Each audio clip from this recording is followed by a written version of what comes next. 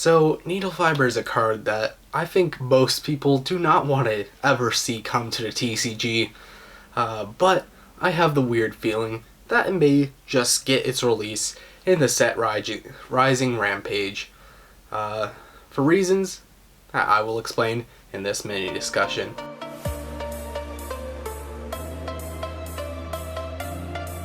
So why do I feel Needlefiber is coming to the TCG in this set specifically?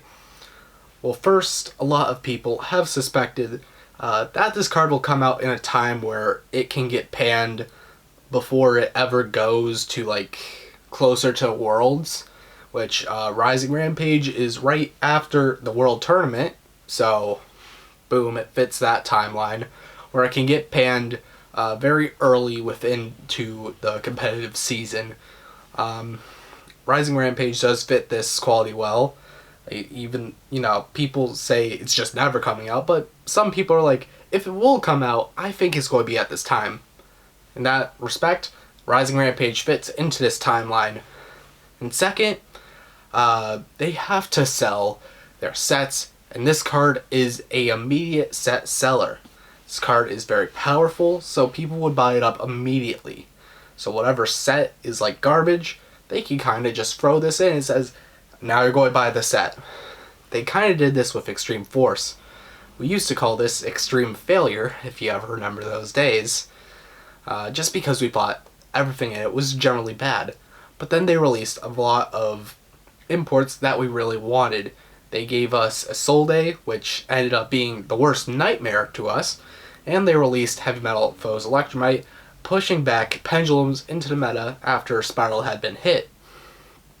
And just with those add-ins made it way better selling over with us.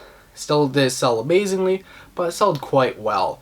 And honestly, it wouldn't sell practically as much if it didn't have these two cards, because we would only look at Saryuja, which we only thought of being good at that time really for like the crazy Needlefiber Summon 3 Saryuja plays. So the set did have no selling point. They added those cards and made the set sell.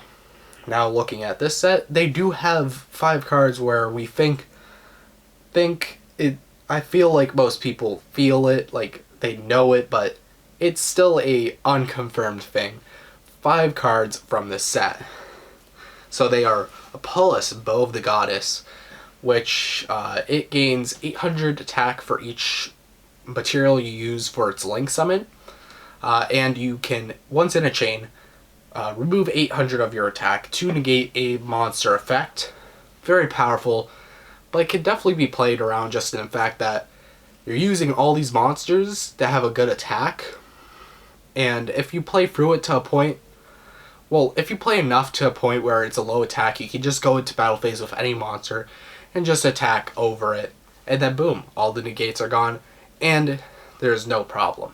So this card, I think it's one of the weaker Link 4s out of them. In premise, it seems very good, but I think it's a bit weaker, so it's an okay selling point, but it isn't like Borosword in its power, I would say. Then there's Fortune Lady Every. It's the Synchro, level 7, and it's not generic. It's for spellcasters, and it's slow. Puts itself back on the field, but it's still slow for a banish effect. So it's not going to get play, except in its archetype, and that archetype's garbage still with the cards. Like, if you don't open their consistency cards, that archetype's doing nothing. There is the Marincess Coral Anemone, which I feel is a card that does, deserve closest to its secret rare spot.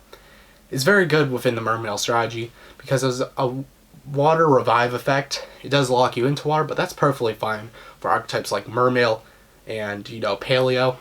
Like, these effects are fine to lock you into water. It just gives you so much combo potential.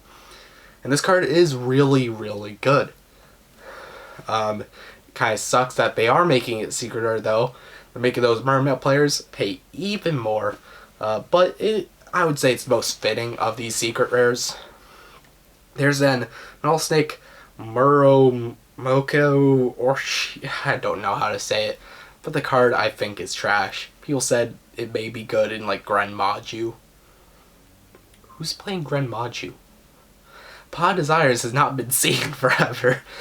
Like, sure, it's going to be unexpected, but if you have any way to like remove a monster during the battle phase, that archetype sucks. So I wouldn't be even scared of that coming back, especially with this card, which has a kind of steep cost to banish 8 from the top of your deck face down. You're not even getting it face up, so you get effects. Now, face down, you're not getting effects to summon it, and then you can banish 3 from your extra deck face down to pop a card. And you can only use one effect each turn. You can't use both in a turn.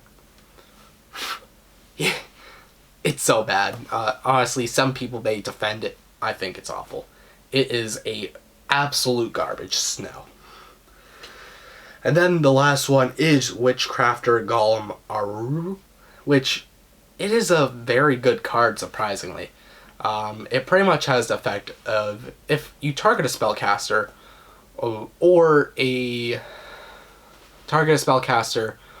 you target it for attack, you can pretty much target a card your opponent controls or one witchcraft spell in the graveyard, put it back to the hand, and then summon this card.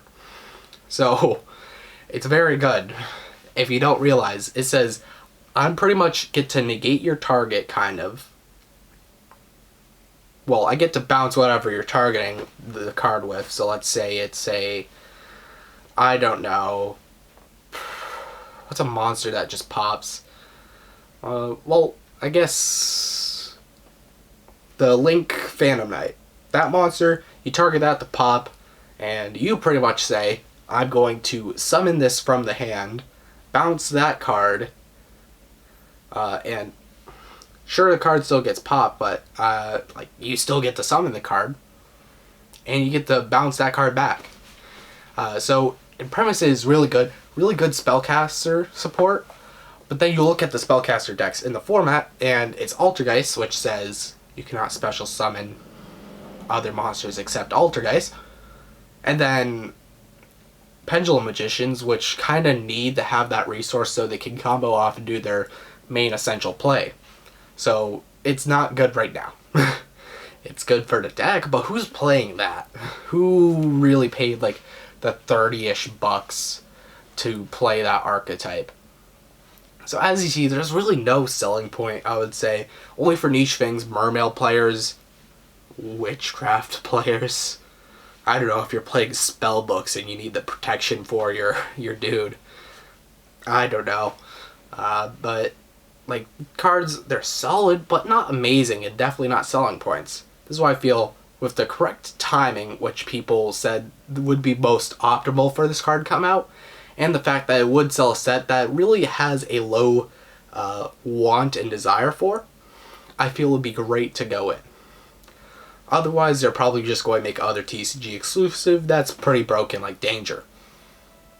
Take that for how you will.